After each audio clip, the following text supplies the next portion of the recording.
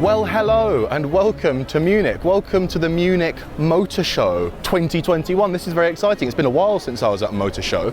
Now, straight to the point, the sharper-eyed among you may have noticed that I'm not in some massive hall in an expo centre, which is normally where motor shows take place. This one does too, but it's split across two venues. Half of this year's show is at a big expo centre on the outskirts of Munich. The other half is in the middle of town, in the old town, like this Mercedes stand that we're at right now. Now, we're going to bring you a bunch of different videos from this year's Munich Motor Show. We're going to do a big roundup of all the cool concept-y bits and bobs that we found around the show, but we're also going to dedicate a couple of videos to specific brands that deserve special recognition. And top of that list is Mercedes. Mercedes has won this year's motor show as far as I'm concerned, because at the Munich Motor Show, they have debuted 5 new electric cars. 5! And 3 of them are production ready to a seriously tasty concept. We're going to show you all 5 of them in this video today, ranked by my personal order of highly subjective coolness, which gives you a clue as to what the first one might be. If we come over here, you might just be able to see a peek of it through the crowd.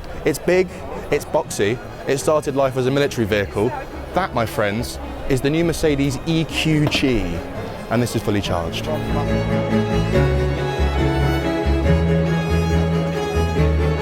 So then, electric Merc #1 of the Munich Motor Show, the Mercedes EQG concept. What is it? Well, use your eyes. It's an electric G-Wagen. Bit of back history. This car started life as a military vehicle in the 70s, and then Mercedes, just for funsies, slapped a few number plates on a couple of them, and they sold like hotcakes to the extent that 50 years later, they're still selling them in huge quantities. In fact, the most popular iteration of the G-Wagen is the G63 AMG, the massive turbocharged V8 one. And now there's an electric one, or at least there will be soon. We've got to start with the way it looks because, well, it looks like a G-Wagen. I was really interested to see how they were going to play it with the design, because obviously the electric Mercs that we've had so far have been quite swoopy and slippery, but you can't have a swoopy G. It has to be a box on wheels. This thing has a drag coefficient of a front door. It's going to need a big battery if it's going to have any range at all. We don't really have that sort of details about it yet. For the time being, this is kind of just a statement of intent. This is here for them to say, we're doing this in a couple of years' time. What we do know is that it's going to have 4 electric motors, 1 in each wheel, which should mean incredible off-roading capability. The ability to sort of torque vector each wheel individually, as we've seen with vehicles like the Rivian, equates to unparalleled off-road performance. And the standard G-Wagen is no slouch off-road. So add electric torque vectoring to that and you've got quite a recipe. This is not built on bespoke EV architecture. It uses the same platform as the petrol-powered G-Wagen, which again means ladder chassis, high driving position, lots of ground clearance, all good things if you're planning on conquering a small nation in one. Other than that, not a ton to report here. I mean, there's a few very cool concept-y things about it. I really like this two-tone paint job. I like the light-up EQ grille that they've added to the front. I quite like these light strips along the side. They won't make production. And can we just talk about those wheels? God, you could check your hair in one of those. It's like a mirror. Very Maybach-esque, absolutely enormous, highly curbable, potentially not going to make it to production, possibly a good thing. The main point here is electric G-Wagen, it's happening.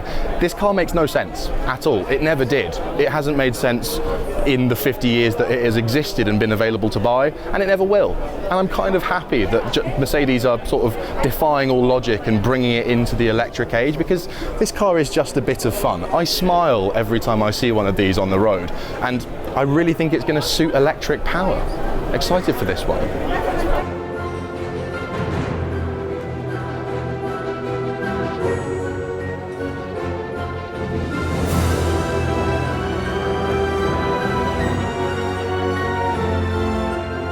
And look, just with the magic of editing, we're suddenly teleported back to the main site of IAA. This is the main location, all the big halls are here. We're on the outskirts of Munich. And what I thought I'd do in terms of the order of these electric Mercs is give you a production car sandwich, right? Concept car, a few production cars, concept car, smush. So here's a production electric Mercedes, a new one. It's the Mercedes-AMG EQS, or to give it its full name, the Mercedes-AMG EQS 53 4MATIC Plus. Ooh, that's a lot of names. Now, we know the EQS, we love this car. Robert and I had a blast in the base EQS a few weeks ago. Incredibly luxurious, hyper comfortable, unbelievably impressive from a technological point of view. And this one, well, This is being billed as the first electric AMG car, AMG Mercedes skunk works that do all their performance stuff. They did have a little fiddle with a SLS back in the day. Some of you remember that fluorescent green, all electric SLS. That didn't really count because they only made like 2 of them, whereas this is a production car. And a very, very fast one. In top spec, which is called Dynamic Plus, the AMG EQS has 750 horsepower, 752 pound-feet of torque, and it'll do 0 to 60 in 3.4 seconds. It's like doing 0 to 60 in 3.4 seconds in a sofa. That is baffling.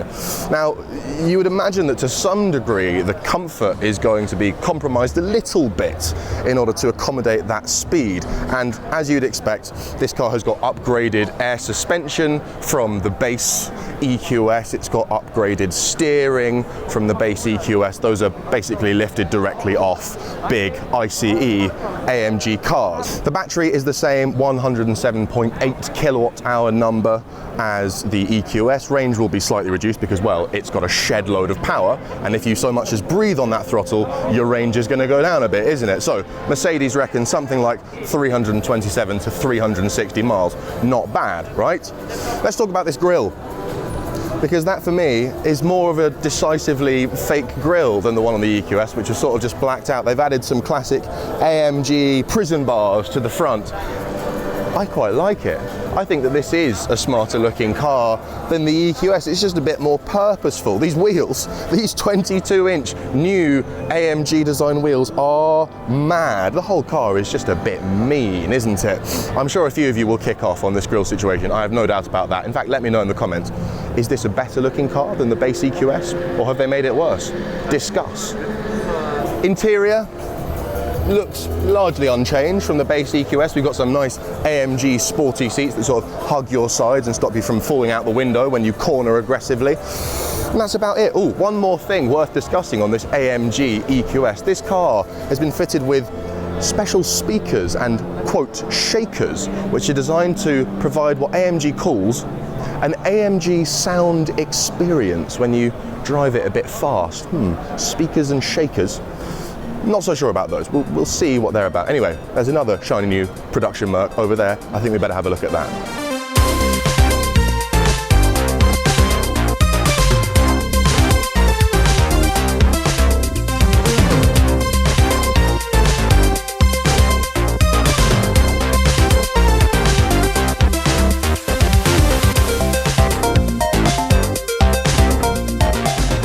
One big posh Mercedes electric saloon to another one. They're like buses, these things. This is the new EQE, in the same way that the EQS is a sort of S-Class sized EV. Well, you can put the pieces together yourself. This is an E-Class equivalent electric saloon. So it uses the same bespoke architecture as the EQS, but it's just a little bit squished. Battery slightly smaller, 90 kilowatt hours, which means a range between about 340 and 412 miles. That's WLTP, so I'm probably less than that.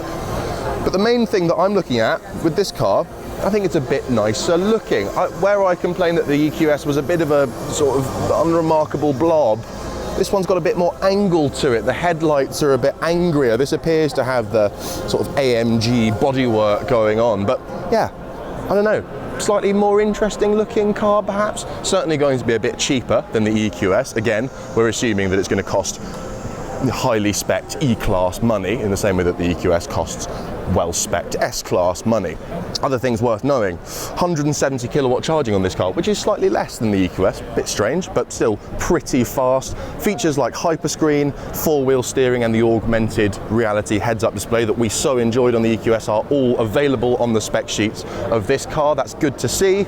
This launch car, the EQS 350, rear-wheel drive, single motor, 288 brake horsepower, but don't you worry, there is of course more powerful four-wheel drive versions and an AMG version already promised with, let's see, 670 brake horsepower. Thank goodness. Last thing worth mentioning on this one, the bodywork. All the steel used in the bodywork is 100% recycled, and this is a big push for Mercedes with this new generation of EVs. They really want to reduce their carbon footprint. In fact, they're promising that by 2022, all of their factories and battery plants will be carbon neutral. You love to see it. Next car.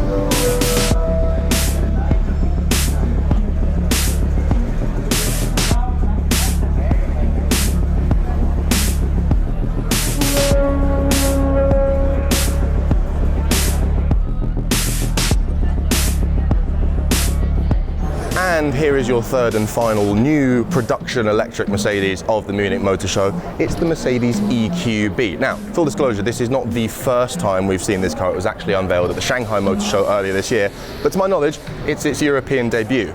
And I rather like this thing. I'll tell you the pro and the con of this car in my eyes. The big pro is it's a sort of compact electric SUV with optional 7-seating configuration. So you can spec a third row of seats in the back and have it as a 7-seater. That's quite impressive. One slight issue with that is quite snug, those. Mercedes have been very careful to add that those rear seats are only suitable for occupants sub 5'4", so I just about miss out on being able to sit in those. Nonetheless, that's a really nice feature, and there aren't many electric 7-seaters on the market, so if you have many children, this car could be the one for you. Something I'm slightly less keen on about it is that the platform this car uses will be the same as the ICE Mercedes GLB. So in the same way that the Merc EQC is kind of just a GLC with some batteries put in, this is the same deal. There's no bespoke EV architecture here, and you know, that's okay. Not every new electric car has to be bespoke, but looking at the interior,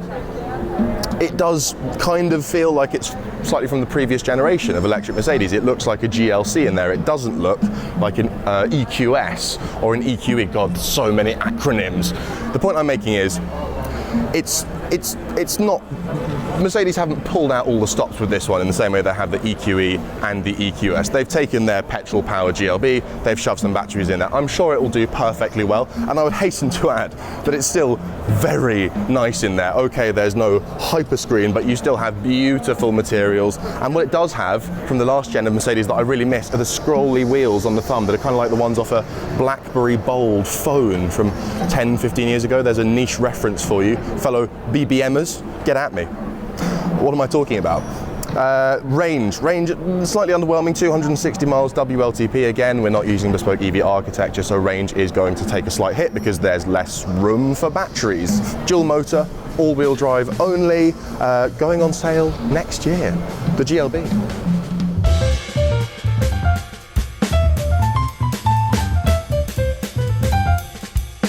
And boom, we're back at the outsidey bit of the Mercedes stand. Look at that, camera trickery, editing magic. Look at this thing behind me, this big old red blob of expensiveness. Ladies and gentlemen, it's the Mercedes-Maybach EQS concept. What is it? Well, we're gonna need a beep here, cameraman Andy. It's a big Q on wheels is what it is. The ultimate luxury for the road in electric form, a big high-riding limousine type situation.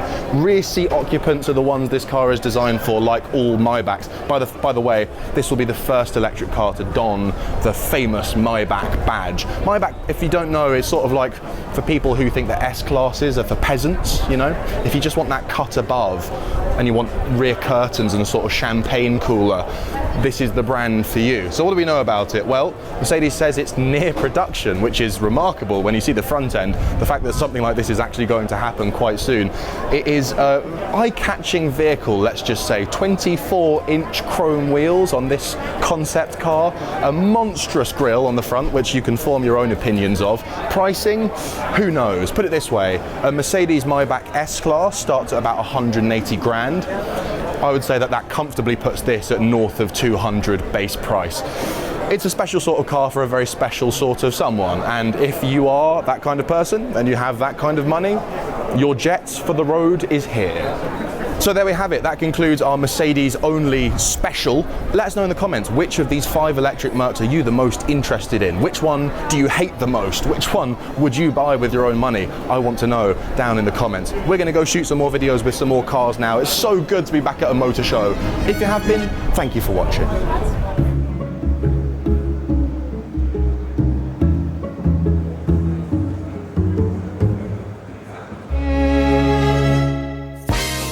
Yes, it's the Great EV Giveaway. Don't forget to subscribe and enter for your chance to win all sorts of prizes, including one of 4 electric cars. Well, if you enjoyed that episode, you're going to love this one. And this one, too, is very relevant to the topic. And also, if you want to subscribe to Fully Charged, which is a wonderful thing to do, really helps us, costs you nothing, you just click up there. It's really simple. And if you do want to support us a little bit more, you can have a look at the Patreon link. That's up there. Thank you.